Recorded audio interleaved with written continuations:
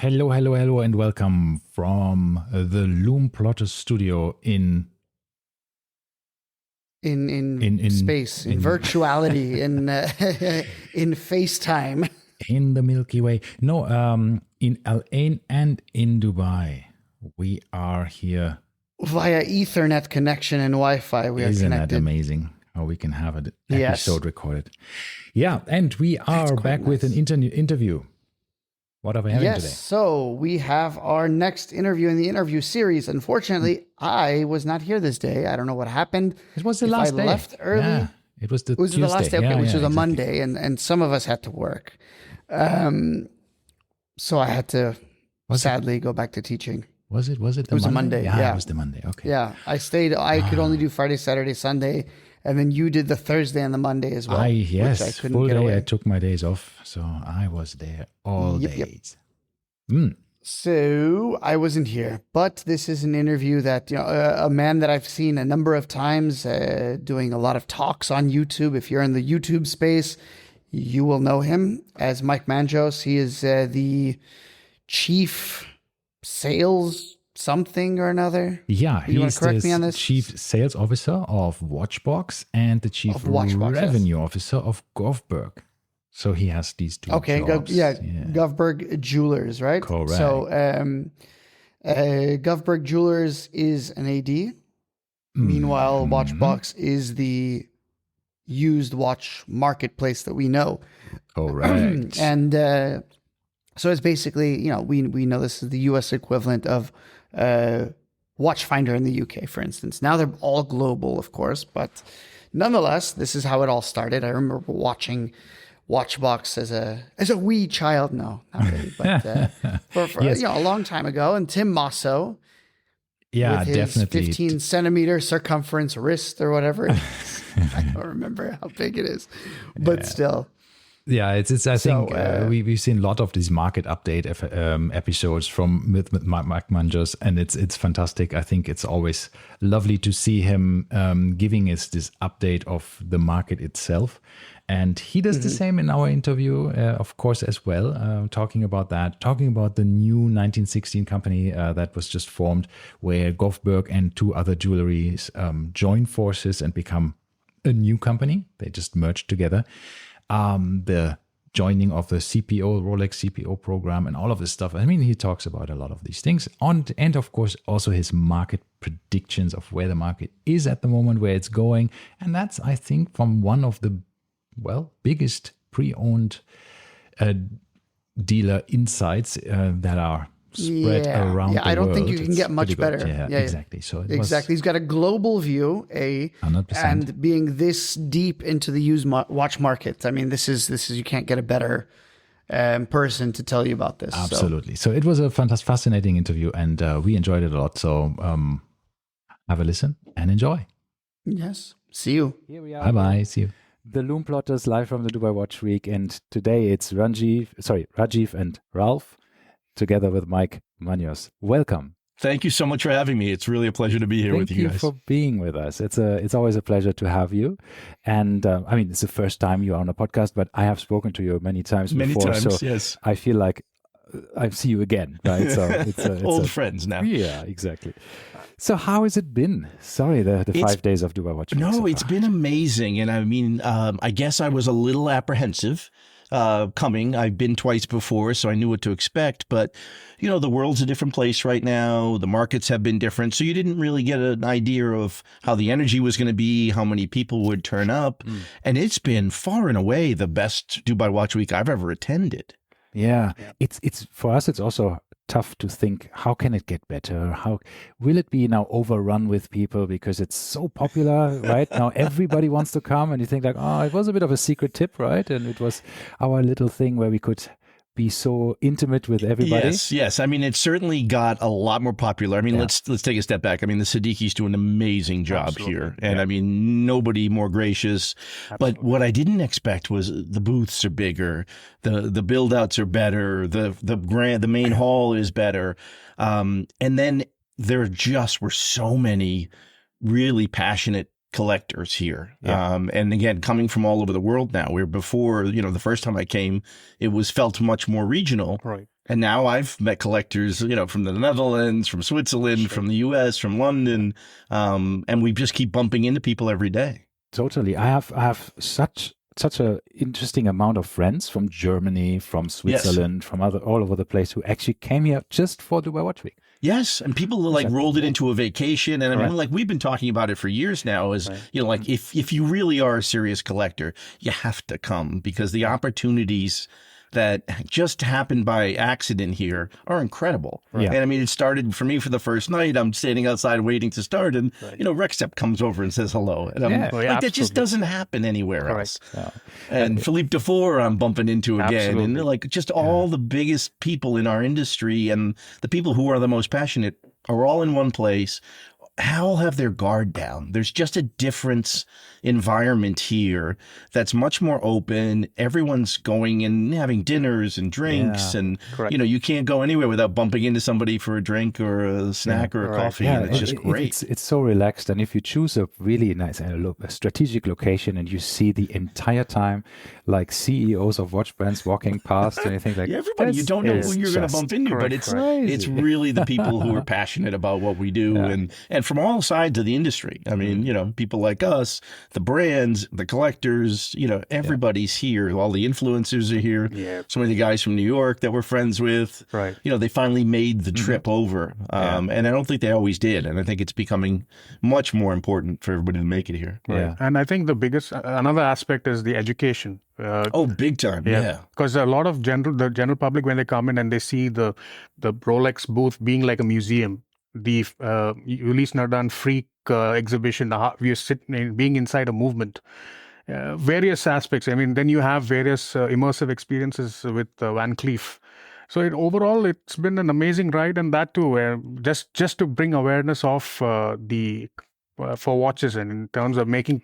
I think the brands have now realized they do need to step up their game here specifically, because it's not commercial. Mm-hmm. So you really do have to make it interesting and tell the story. Yeah. And the best part of our business is the stories. Correct. I mean, the best part of the history is, and a lot of the collectors, you can read things online, but seeing it in front of you, actually seeing the product, seeing new product, seeing old product, and having it exhibited by the brands in a way that is just different than everywhere else. Right. I mean, I spent 35 years going to Basel, and, the last 10 was just misery. Right. I mean, it was just never fun anymore because it was so stiff and it was so unwelcoming. And occasionally you'd get to have a good dinner, but other than that, you didn't have just the random ability to bump into people and to spend time with people and to just, casually pass by like it's your little community. Yeah. And it's like a little community here. We're in our own little bubble in the middle of Dubai, and everybody knows each other. And literally, I would walk 10 feet and someone would come say hello, and I was doing the same to them. Right. Yeah, and you get to wear the watches as well. Oh, the ability to touch everything is the other big thing. And that was my always beef with Basel was, the big security guys if you're trying to get too close to the windows, for God's sakes, forget touching the watches. And especially from a private person, you couldn't get near the booths. This is our co-host Marton. He's a professor at the university, so he has to teach today. So unfortunately, he's not with us today. But I'm sorry. He would tell you the story that he flew to Basel with the last Basel word, and he said, I flew over from Dubai to Switzerland just for the fair. I spent 1 hour there. The only people who wanted to talk to us was Oris. Everybody else said, you can watch at the booth from the outside, thank you, but nothing. Yes. I mean, they wouldn't hand you a catalog, for God's sakes. It was like you were bothering them. Right. And even us as a dealer would get that feeling. But the consumers, because they would should I go? I'm like, no, you're going to hate these people if you go. They're just not there. And for some reason, and I go back to probably the family itself and the warmth you feel. From everybody in the family and the welcoming and they want everybody here. This isn't about their business. This is about the community. Yeah, and it's really amazing. I don't think this could happen with any other, certainly retailer in the world, where they'd invite everybody and, competitors and brands and people they don't do business with. Absolutely. All are welcome. Yeah, it is. I mean, even having seen it a few times, the amount of everything is temporary. Every exhibition here, every room you walk into is temporary. it is just mind blowing. Well, I was lucky enough to be here. I had to do another trip 3 weeks ago. I was here. Yeah. And they were just building the center. And I mean, just to watching the progression of those 3 or 4 days and then coming back 3 weeks later, it's incredible. And I was in a meeting upstairs in the gate on the 14th floor today, just looking down upon it. Right. It's so impressive. Yeah, it is. And again, every time, this is my third one. I don't know how many times you guys have been here, but amazing how it gets better each and every time. Absolutely. Yeah, it is. Let's see what they have in store in the next 2 years from now. So. And 2 years, I know. It's kind of the only thing I don't like about it is I got to wait 2 years now. Yeah, exactly. You should make it annual right now. You should actually tell Hind I'm going to tell Hind on the way out. We want to come back next year. Yeah. But honestly, we were lucky enough that they do the off years they do around the world. And the last time was in New York. Right. Yes. So we were able to go up to New York and spend time and again see our friends. Sure. Not as grand an event, but still very nice. So wherever the off year is next year, I'm sure we'll try to make it. Do you know where it's next year? No. Have they announced it? I don't know. No, I don't know either. It was in London, then it was in Correct. New York. Now let's see what's next. Yeah. All right, Mike. More about you and congratulations on your new company, the 1960 company, which has now got WatchBox and Govberg Jewelers, and there are 2 other Correct. Yes. I mean, it is going to be our umbrella brand. We will eventually, it hasn't happened yet, but by April next year, all of the brands will be under the 1916 company. It's, an amazing adventure. I've been with WatchBox almost 6 years. Yeah. And when I first saw it, I was coming from retail. I just knew what they were onto was something special and going to be the next level. Right. I didn't expect it to get to this level this quickly. Okay. Yeah, no, I mean, it's been an amazing ride. Right. And now this really is the next step for us. It allows us to do everything we've always wanted to do. It's taking primary. We added Radcliffe Jewelers in Baltimore and Delaware. We added stores in Scottsdale and now in California. So we'll be basically nationwide in the U.S., selling primary and pre-owned. Right. And then introducing the pre-owned, which we've done primarily at WatchBox, to some of these new markets that haven't really gotten into pre-owned. I mean, most retailers never got into the pre-owned because the brands were always nervous about it. Yeah. And, 5 years ago, they were even looking at us a little funny most of the time. Right. Yeah. But now we have very good relationships with most of the major brands and even a lot of the small brands here. And what I got to do here was spend more time with them and talk to them about their secondary market. Right. And, it's an important discussion for most of the brands because, it reflects on the brand itself, how the secondary market performs. And I think another thing with, you don't mind me saying WatchBox. No, we still say it. So we still have the T-shirt. So with WatchBox, I think the advantage that most consumers have is when they go to WatchBox, there's a lot of transparency. Whatever they're purchasing, you as a company would, if they ask, what's the history of the watch? Oh, absolutely. Have there been any, have you polished the watch? Or have you bought anything new? You're very transparent, and which is fantastic, which is very rare actually.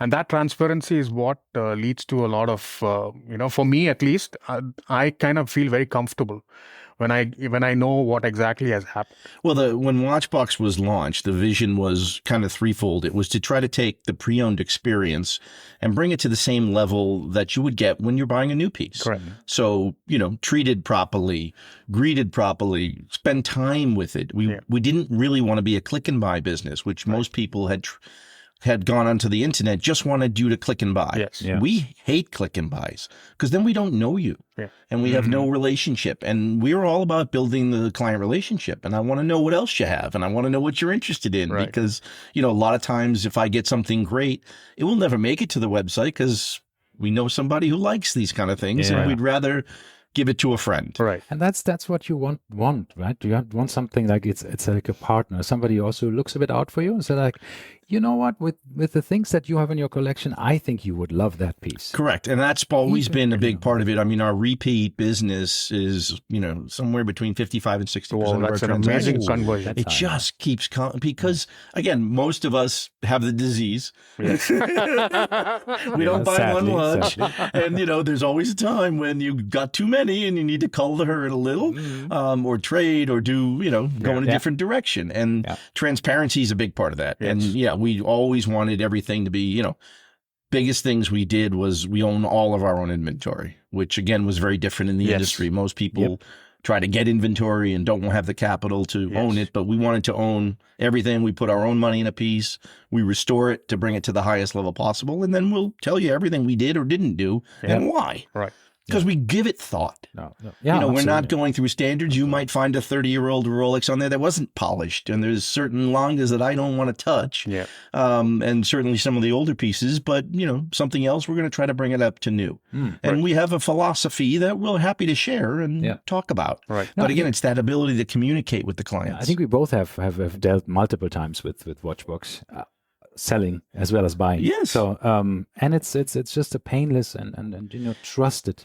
Yeah, and that's the important thing, and it took some years to get there. I mean, definitely at the beginning, it was a challenge to get everybody's confidence, and especially some of the big brands. Right. But then they saw what we were doing and how we were doing it, and now that I think the 1916 is a culmination of that. Right. Yeah. Because now we're authorized for many of the biggest brands in the world and pre-owned, and some of the brands are going to get involved in pre-owned, some are not. So to a certain extent, I see a big similarity there between you and the Siddiqui family, because you both are trying to educate the public, you with your social media presence as well. Yes. Right? From the beginning. From the beginning, the education. Get the infect people with a bug, right? Well, the one thing that, we happen to have what I consider the biggest weapon in the industry, and that's Tim Masso. I mean, he knows more about watches than any human you'll ever meet, and does it all off the top of his head. I mean, I sit there and stare and be amazed. We have cracked his secret. So Rajeev has a new watch. I'm not saying which one it is, but Tim hasn't seen this watch before. And he handed it over to him, and Tim was like, oh, I can see the very, very incredible tolerances of the bracelet, and this is a sapphire crystal that is boxed but also angled, and here the supporting screws on the side. And you could see he was writing it in his Wikipedia in his head. In his head. I know the next time he has it all. Yes, he just absorbs it. Yeah, but the thousands and thousands of videos, and that was always the thing that that wasn't something that makes money for WatchBox, but it builds trust and it builds the community, and millions of people go on that and depend on it. And sometimes when I'm looking at something watch, I'm like, what about them? I bring up Tim's video. Yeah. He'll tell me everything there is to know about it. Totally. It's wonderful. But the Siddiquis have done the same thing here to educate. And we've been blessed to be partners with them here in the region for the last 5 years. And it's just a wonderful experience. Yeah. Speaking of videos. Yes. I remember I started watching the WatchBox videos in 2019. And you used to be pretty active at one time with Market Wrap.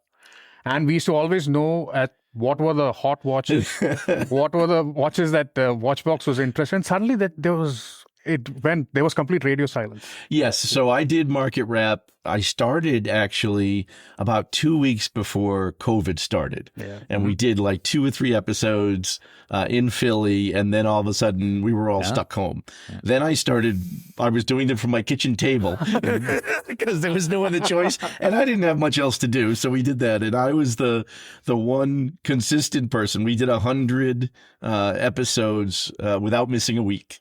So no matter where I was in the world, we would find a way to film, and we did it every week.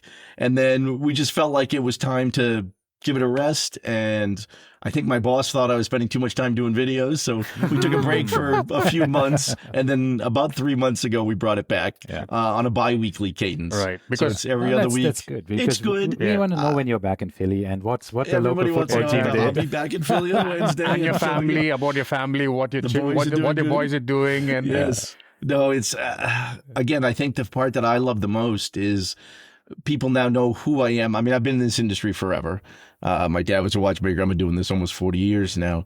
But now, like, people think they know me and it's friends, and they kind of do. And I love that. Right. And it is personal to me. Everything I do in this business, I love this. I mean, I go to work every day and have fun, and I'm the first one in the office, and I spend a lot of time with the buying and selling side is what I do. But it's so exciting because every day is different and we don't know what we're going to see. And that's the fun part. And it's all about family and the watches. And now my second son is in the business. He works for us at WatchBox. Oh, wonderful. Oh, Yeah, he that's does amazing. data analytics for us. Nice. Yeah, so he Ah. works about 10 feet from me and yells at me when my inventory is too high.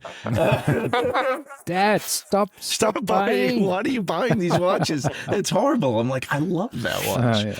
So, So I think sometimes we do buy things because we love them. I think you just said was very, very interesting, especially from a social media perspective.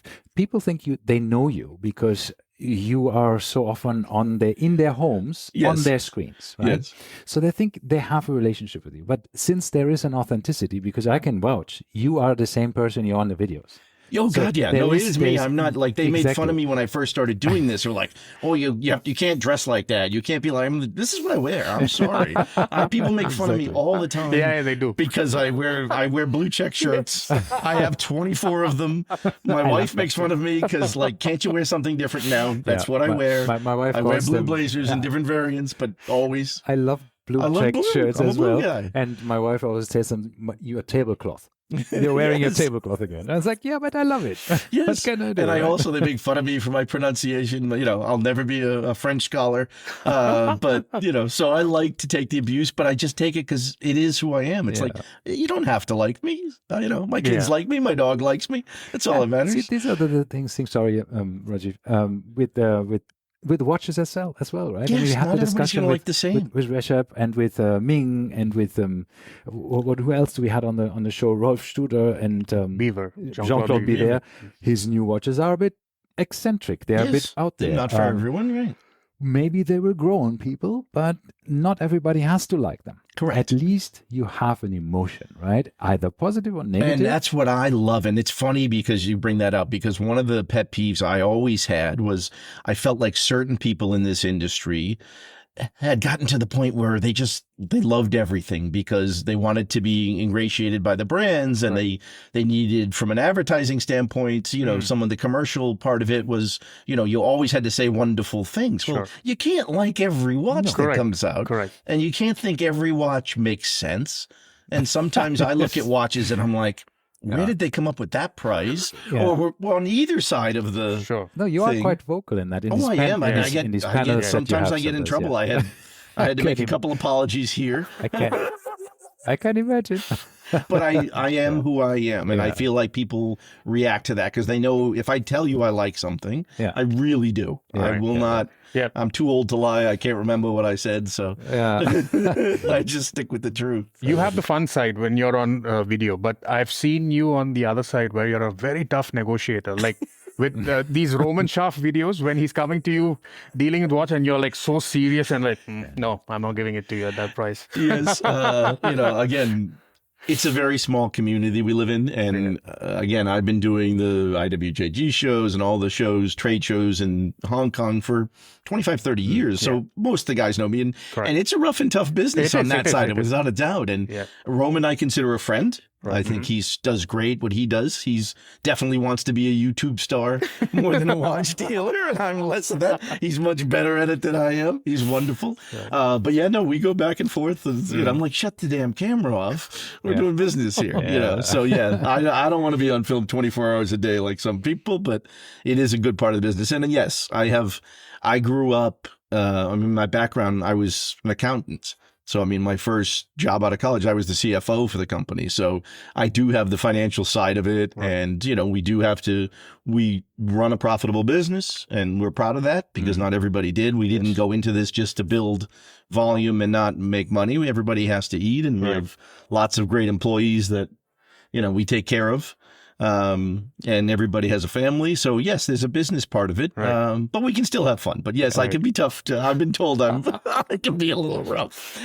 Now, about the markets, there was a time when COVID hit, everybody was circumspect about how the markets were going to move. And then the meteoric rise.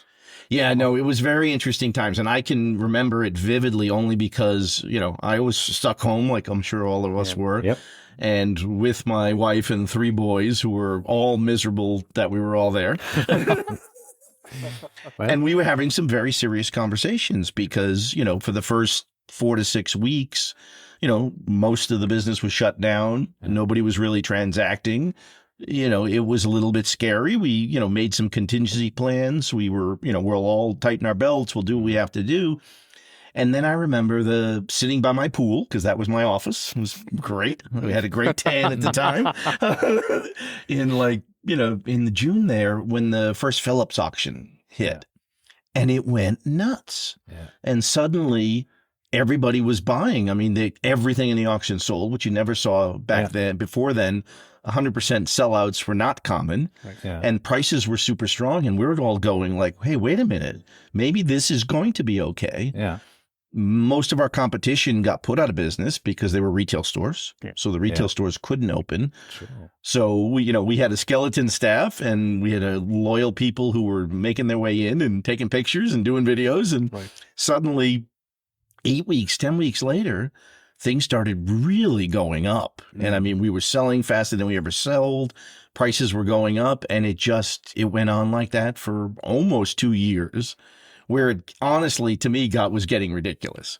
Yes, so many people came into the business because it was so easy. All you had to do was buy as much as you can, and in a month, flip it. You made money. Yeah. And it got like any exuberance in any market, it gets unhealthy. Oh yeah, totally. But I mean, it felt like my crypto investments. It was great for a short while of time, and then it went all haywire. Because you think you're a superstar, right? Oh God, because everybody buys and yes. sells for more money, I mean, and you think like, we were all geniuses, and certainly you couldn't make a mistake. But no, it's I've been lucky enough to have been around long enough that I've been through a few of these, and most of my traders, and we have a bunch all over the world, had never really experienced anything except watches going up. Right. They've been doing this 2, 3, 4, 5 years.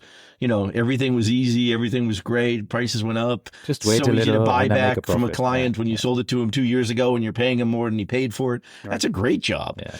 But I've been through, the late 90s, 91, 2000, 2007, when the world really ended. 2008, 9, I mean, just so many bumps that I knew enough, like, this will not last forever, I promise you. And it's probably a good thing. Yeah. At the same time, were you scared that when it reached those scary levels, because you were buying the watches from the customers at high prices? Oh, God, yeah. Were you, at what point in time did you think that it was going to plateau and then go south? Well, I mean, again, we have a fairly sophisticated business model, and we have what we call risk management team. Right. And we spend, every week we sit down and have meetings and look at our inventory levels and margins and turns and, return on inventories. Yeah. And I mean, that we spend a lot of times, and we saw it starting to slow down. Right. I mean, you can, with enough data, you can start seeing the trends hopefully a little earlier. And we did. And I remember back April, not this year, last year, being at a show, at an IWJG show, and seeing the Japanese just bringing in Rolexes at much cheaper prices and flooding them in. And I just got on the phone. I'm like, guys, move. And we started aggressively underpricing the market. And everybody's like, what are they doing? Right. And I was just like, we just want to get lean. And we did. Yeah. And we got ahead of it. And a lot of people make the mistake because they haven't been through a downturn of, maybe it'll get better. Yeah. And I'll wait. Yeah. And, I don't need to sell it. So I'll sit up sunken cost. Right? Yeah, exactly. And I'm just the opposite. I'm like, let me just sell them, put the cash in the bank, and I'll buy back cheaper, and then I'll be fine. Right. And then it replaces itself. But it's that first hit you have to take, and like make some people nervous. But we did do it aggressively, and it was, thank God, the right decision. Yeah, it's the old advice that you always have also in finance. I mean, you're in finance too, so I mean, I'm not, but I studied economics. That if you have that money that you can get for that watch right now, would you put it in the same watch? Correct. If no, then sell it. Correct. Exactly. That's not the watch to have. Right? And there was, I mean, it also has now helped us because, one of the other downfalls of the COVID era, or which killed me, was you just were getting people who only wanted 5 or 10 of the same watch. Yeah. And it was like, they only wanted it because they thought it would appreciate, or it was the Instagram hot thing to have. Yeah. And it's like, you don't even like a Nautilus. And like, I don't like a Nautilus. I say it all the time. I never liked them. And like, why is this watch, do you think, worth $200,000 that was worth 25 years ago? I just don't see it when there's that many of them out there. Now, you give me a one of, Yeah, and then you learn that it doesn't even have a stop second. And you think, It was never the best piece for them. Again, I was a Patek retailer. It would sit. Yeah. Everybody wanted, perpetuals and perpetual chronos and the great stuff. Yeah. But the Nautilus was just kind of a sidebar. And then it became what Patek was being known for. And I don't think that was healthy. Right. Yeah. And even during COVID was the rise of the independents, like Journe. Yes. De Bethune, all these big brands, they've all came to the realm. Because I remember when I bought my only Journe, it was during the pre-pandemic, I had a 15% discount. Yes. I had discounts on it was not unusual that you would be able to. I mean, I was a Journe dealer from, I think, 2003. And we had, an Espace, so we had black labels and other things. And it was a hard sell. Correct. Because we had Patek next to it. And, to convince somebody to buy a Journe instead of a Patek was always more of a challenge. But then, the Journe thing, we certainly took a big position on and it worked out okay. Well, a lot of people talk about it even now. You gotta give that to Danny Govberg. I mean, he saw that way ahead of anybody else. And I mean, when I arrived, 6 years ago, I went into the safe and I'm like, why do you have this many shorts? I mean, I used to sell maybe, 5 or 6 a year in the secondary market. And here suddenly there's a draw full. He's like, they're undervalued. And he's just like, I see it. They're totally undervalued. Buy them all. Wow. And that was the directive. Right. And put them away.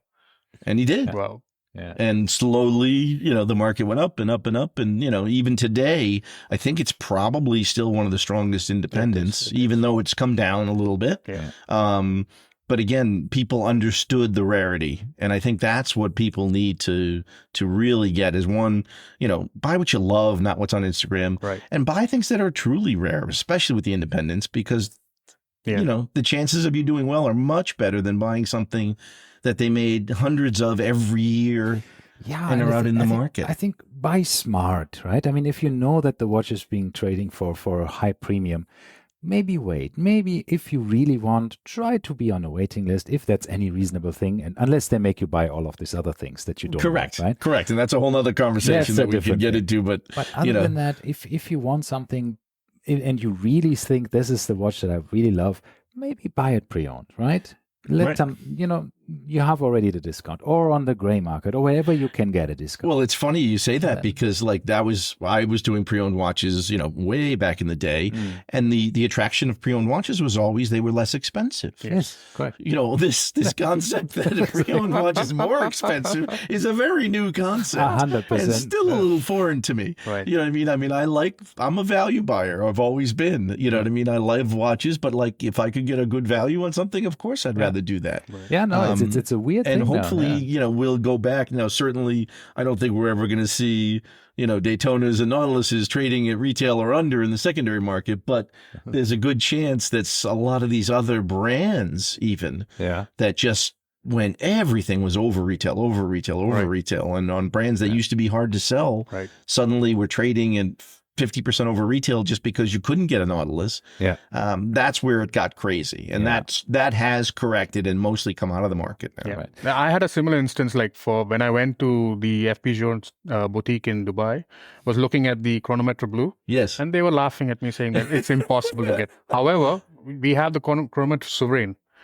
And that's when they said, we can offer you a discount. And I was like, it looks exactly like that of the Chronometer Blue. And then I bought it, and I mean, the rest is history. And now you can't even get those watches. You can't even get that. And it's a great watch. Yeah. And to me, that's so iconic of what Journe does. That's the other thing I love. And one of the things I love, just wandering through here, I love watches that you can look at and you know who made it. Yes. From across the room. And those are my favorites. And that's what I've always loved with Rolex. I'm a big Rolex guy. Yeah.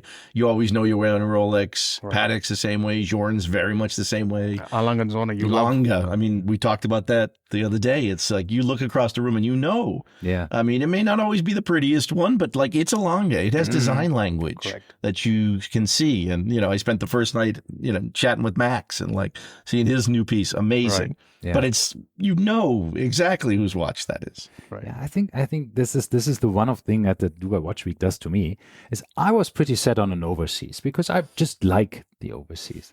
But now that I've seen all of these nice independent brands, I've spoken to Christian Ferrier and Max Büsser and Edouard Milan and all of, I'm thinking like maybe, the new Streamliner looks so cool. And, the new Streamliner is very looks cool. amazing. It really is amazing. And the Laurent Fourier, the tourbillon, the salmon dial that just won the prize. It's like, that's such a stealth watch. No, there's so many good choices. But I've also been a bit Vacheron fan. I've always loved the classic Vacherons. I mean, again, I chase, and again, the kids make fun of me because I get excited every time we get a 1921 and the triple calendars and all that stuff is just, to me, I love. Right. And that's fun. But the overseas are still, but now they're back to, basically a retailer under watch, which is where they should be. Yes. Yeah. Which is great. And even the perpetuals, gorgeous, but they shouldn't have been 200,000. Right. Yeah. But at 100,000, they start making a lot of sense in full gold. And that's why a lot of people, when I talk to people who tell me, the pre-owned market is dead, the dealers will all die. And I said, why? Because the prices come down. I said, these are dealers. They transact. They buy cheap and sell for profit. They will do the same thing. They're Correct. Just, at a different level. Yeah. No, it's just what's going to happen is it is going to get thinned out because everybody in the last 5 years became a dealer because they could go buy a Rolex for 10,000 and sell it for 14 the next day, and that made you a dealer. It doesn't make you really a dealer. Well, a lot of people ended up being in trouble. I mean, recently we've heard about somebody being caught up with the FBI. And I was not that upset because I watched that go on for a few years just because I, again, been at this forever. I've seen these kind of guys come and go. Fly-by-night operators. Yeah, nobody goes up that high, that fast. Right. Nobody who pays taxes. Nobody who pays taxes. Yes, exactly. So I was not unhappy to see that, but it's not good for the industry. So, I think it separated the boys from the men, right? Yes, and that's what it's going to do now. And there's so many good guys in this business now and all over the world, which is fun now. Yeah. And we all know who the good guys are. And I think everybody has a pretty good idea who the not so good guys were. So I think we'll thin out some of the smaller guys because it does take a lot of capital to do certainly what we do with any of these big brands. I mean, that was always the challenge for independents was capital, because if you had a watch that took a couple of years to make, there was no capital coming in. So they've figured out now, and hopefully with the pre-orders, most of the small brands will still stay strong. Yeah. That's always my fear is, a downturn hurts them as well. Yeah. And the sub-suppliers, we hear stories of them, getting less orders because a lot of the brands produced too much for a couple of years. Yeah. And this is the typical circle of life, right? Yes. So they overproduce, then it gets offloaded somewhere, and then it comes for a big discount, which means then the brands have to discount, and then everything is just yes, it goes off. Everybody reduces production again. Well, and also for 2 years they were saying, oh, it'll never go back. It's never going to go back. And no, it may not go back to the way it was because COVID did. One thing is it got more and more people into watches. Yeah. So the market is definitely broader than it's ever been. And to your point of, pre-owned dealers not doing business, we're doing more units than we've ever done. Yeah. Now, granted, the average ticket's a little bit lower than it was at the peak because, the prices are lower. But as long as units are turning, a very healthy business. I mean, it'll come back, and we're seeing that because more people are getting into it. More people are trading back. We also had about a 6-month period where people were resistant to trade because they're like, oh, no, it was worth more before. And now everybody's kind of the same way we are. It's like, yeah, it was. We missed the peak. Yeah. Hopefully we missed the bottom. Somewhere in between, we'll all trade. No, I mean, this is where we have a love and hate relationship with obviously pre-owned dealers, because when you want to sell, you look at the highest price on Chrono. If you want to buy, you look at the lowest price on Chrono. Yes. Obviously, right? Chrono makes me crazy. Yeah. And then when you eventually then have to realize for yourself, like, well, that's what it's worth at the moment. What to do, right? I mean, and you guys are at least, this is the love-hate relationship I personally have with WatchBox. You offer a price that is usually, for me, too low. Obviously, right? I always, as a seller, I want to have more. Right. As a buyer, I'm happy because I know that you have done that. Your product is of stellar quality, so that's why I have no quabbles with that. And if I really want the watch, I can pick up the phone. And that's the thing, I think, what you said, we want to actually talk to you. Yes. It's not just look at the website and say, that's the price. Maybe is a bit of wiggle room or something else you can do, or combine two deals or something like that. But then the the bullet you have to take is with people who actually purchase, as you do. You're not consigning. It's not like, well, you can give it to us. We put it on the website for a couple of months. And correct. And see what happens. See what happens. But they know most likely they can't sell it. They just do it to shut you up and say, okay, fine. And then they will tell you, well, the price is too high. That's exactly. Yeah. And it's not the kind of, again, I want to be transparent. I want to be straight. I mean, we obviously need to make a margin, but we also are laying our own money into it, and we know the market, which is good. But I also love the ability to see it globally. Having all the offices and, because Hong Kong, Singapore, Dubai, the US, Switzerland, all very different. Right. And also very different on what sells where. Yeah. We can source in certain markets, certain brands, and sell in other markets where they're not as, desirable. So it's fun to play that arbitrage as well. So that helps. But it's also to see what comes and goes and what gets hot. Yeah. We were talking about it yesterday suddenly for some reason, and I can't tell you why, long has been crazy hot the last 2 months. Oh, okay. Oh, is it? I didn't even know that. And I even talked to them. I mean, I have friends there in the U.S. and, and they're seeing a little bit of a slowdown on the retail side, but on the secondary market, it's been super strong. And I think part of that is, the way they're sold today. Yeah. Almost everything's through the boutique. And if you want something that's really nice, you're going to get two lungs, which I don't necessarily agree with, but this is the approach that many of the brands have taken. Yeah, sure. And since you're a market expert, for our listeners, have we bottomed out in the watch industry, or you see it's always hard to call a bottom. I think on most brands, the answer would be yes. There are a few brands that I think still have a little bit of ways to go. And they're basically the brands that really shot up to the sky. It's not hard to figure out. Yeah. So I think there are certain areas that still have some correction to make, but like we're seeing the Rolex trading is super strong. Patek seems to be very strong, especially in the iconic ones. I mean, the Aquanauts and Nautiluses are trading regularly, quickly at a certainly much reduced level from the peak, but now it feels like we found the level because the volume's back. Yeah. Right. There are other brands where the volume is still 30-40% below peak, and that just tells me. Right. And most dealers, there's a lot of dealers who won't touch some of the other brands now. So I still think there's probably another 6 months worth of correction on certain brands, but the core pieces feel like they've been pretty steady, and the auctions seem to indicate that as well. Right. I mean, we were very nervous, honestly, the last auction, Switzerland, because there was a lot of pieces hitting the market at one time. Yeah. I mean, you're pushing out, 800 to 1,000 pieces in a 4-day period in a market that's uncertain, and the world that's uncertain. I mean, the other thing that people forget is, we're in a economic environment, and the world is a little bit more unstable than it was certainly 2 years ago in a lot of different areas. And that certainly doesn't help anybody's perspective. But that's one of the things that I was so surprised here was you wouldn't know there's a problem in the world being in Dubai Watch Week for the last 5 days. I've never seen more happy people, more positive people, more great energy. I mean, it doesn't exist, and then we'll go back home, and there'll still be some problems going on. But we'll overcome it. But we will get through. We'll get through it. What are you wearing at the moment? I am wearing my Rolex GMT Meteorite.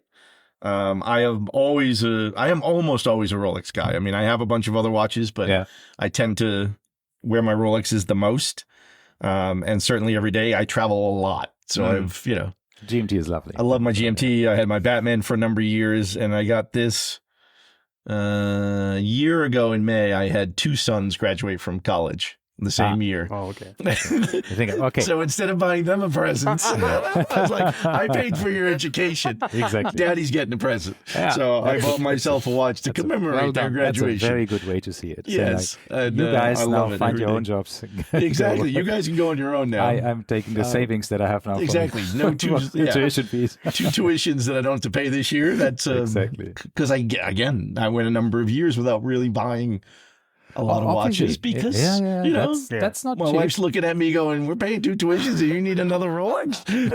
I don't think so. Okay, dear. I specifically love meteor dials, and I still need to have one eventually. Oh, I've always been a meteorite guy. And I mean, the fact that Rolex did it in a number of models and have now gotten rid of a few, I love them just because each one's distinctive.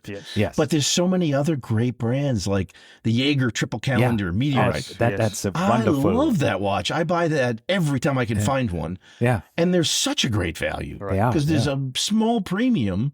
What is it? Under 10,000. $100,000 you can buy a watch like that with an incredible dial. And there are other companies. The movement, who do, of course, Yes. I mean, everything about it is to love. So that's the other thing I tell people is there are still terrific values out there in the market because either the brand hasn't been discovered or people forget and it's not the hot thing. But Jaeger, to me, there's some great values in Jaeger. We just got a Montpassoir Ulysse Nardin. Oh. Downstairs. Okay. They made, they made 175 of them and then they did a small run. I have number 3 down there. It's a beautiful single button chrono, the same movement that's in the Cartier Tortue. Yeah. Which Cartier Tortues were the Journe movement. Yeah, Journe movements. Wonderful. It's a third of the price because nobody knows. And it's arguably a better shape and prettier. Right. But people will figure it out. It's the same. It's the same because I have also noticed something like Blancpain has come out with the 70th year anniversary, the Act 3, which is bronze gold. Right. They've priced it on the higher side. However, you get Omega Seamaster with almost the same. In fact, the movement is meta certified and cost certified, so which has actually got more value, and it's almost less than half the price of the Blancpain. So you can actually find all these. And that's what I think will be healthy for the market in the next year or two. Is I think people will go back to like, okay, let's do some research. Let's talk to people who and understand what was out there. There were so many great things that were produced kind of in the, 90s, late 80s, early 90s to the 2000s that people forgot about. And brands that don't exist anymore. And I think that discovery process, you think to Cartier, we talk about, I was a CPCB dealer in the 90s and it was a hard slog to sell that. And now everyone's discovered and it's cool and it's hip again. And now suddenly, that's become the hot thing. And we're seeing it now with early Breguets. We're seeing it, Daniel Roth is going to come back, Universal. There's so many good brands that we could discover if we just do a little more research and time. And I think this is why so many people got into watches and now start to mature a bit, right? Also in their tastes. They now understand, okay, I chased all of the hype pieces. I understand. I owned them for a while. Now maybe I can let go of some and just enjoy like the real horology, right? And go a bit more into some of the more unique pieces. And have the stories and the passion. I mean, again, this is all about stories and why they made these things and what the thought process was and some of the people. I mean, that's what I love is, I love to see some of these brands being brought back. They're going to relaunch Ralf next year. Very interesting seeing the early stuff. But now, like a lot of the kids in my office are like, "Oh, tell me about Daniel Roth." I was like, because it was it was wild back in the day. You know what I mean? It was cutting edge. It was a big thing. But again, didn't work out long term because money gets in the way sometimes. And I think it's now we have done full circle, and sorry, we have gone way over time. Oh, yes. I'm sorry. I talk. We were enjoying this conversation. For us, it's great. We love it. But I think we have taken so much of your time. No, so sorry I'm for kidding that. me. That's my problem. They tell me all the time I talk too much. But we've come full circle. It's the stories that sell, right? Yes. And I think even Rolex, which is getting not so much attention sometimes here because they didn't launch anything here. Right. But in that booth, you get the whole rundown of the history and you have people to talk to, people to show you some watches, and just without the pressure of buying or telling you, you can't have it, you can have it, Correct. you can have it. You take the commercial aspect out of it. You take this out and you have spent time in a Rolex facility with some history, with an exhibition. That's nice. That's really nice. Really it's lovely. the stories that sell, and it's also the passion. Yeah. you come here and you talk to the guys, the watchmakers, and you can see it in their eyes. They love this. Yeah. They did this for a reason. Yeah. And even when we're selling them, it's like when you get excited about a watch, the collectors can tell the difference. Like they know what I like and don't like. And it's like, it does come across. Yeah. And I think it's important that, again, buy what you love. It's fun to be able to sell what we love, and discover so many new things. Right. Wonderful. Mike Manjos, thank you so much for being with us. Oh, thank you so much for having me. It's truly been an honor. Truly been an honor. It was lovely. Anytime. Hopefully we'll do it again in 2 years. Have a safe travel home. Thank you so much. I'll be back in Philly. To Philly, yes. Yeah. Want to hear all about it. Thank you so much. All right. Appreciate it. Take care. Take care. Wow. Buy what you love. That's, I think, one of the nicest takeaways, right? I disagree. I think you should buy only what you hate and develop an entire watch collection based on hatred. That would be. See, I want to have this. I want to meet that person who says like, I just buy the watches that I like the least. I mean, isn't that how Hublot collectors get started? And you say that just when we actually were gushing over the amazing Hublot boutique. Oh yeah, in we the did. Mall of the Emirates, right? Yeah. Well, technically that comes later. We haven't listened to this yet, so spoiler alert. Yeah. We did record. Yes, we recorded in Mall of the Emirates. So stay tuned. We will have a mall walk coming up. Yes, exactly. But anyway, yes. Yeah, nice interview with Mike, and it was really, really good to talk to him. And it happened in a very, very funny way. We just walked up to him and said, like, hey, would you have time for an interview? Because he was not one of these people who was on these interview scheduled for press. And he said, yeah, sure, when should I come? And we said, well, we made up a time and then had a quick interview with him. And that was this Rajeev saying this, by the way? Did Rajeev go up to him and ask? I think he did. Yeah. So for those of you that don't know Rajeev, he was with us for all of these interviews. Yes. But essentially, his I guess I don't even know what to say. His strong suit was just going up to random people and saying, do you want to do an interview with us? And so we did end up getting a couple interviews through this, which was nice. Yeah, when Martin and me were probably too shy to ask, and I thought like, oh, you can't do that. He just did this. He did not was care. Amazing. Yeah. So in the long run, we need to learn to do this as well, because ultimately the worst they can say is no, right? So we had a few guys who couldn't do it due to scheduling conflicts. So hopefully in the future, we'll get them. Yeah, exactly. Anyhow, I hope you enjoyed this interview, and we will definitely hear you soon again. Yes. Bye-bye. Bye-bye.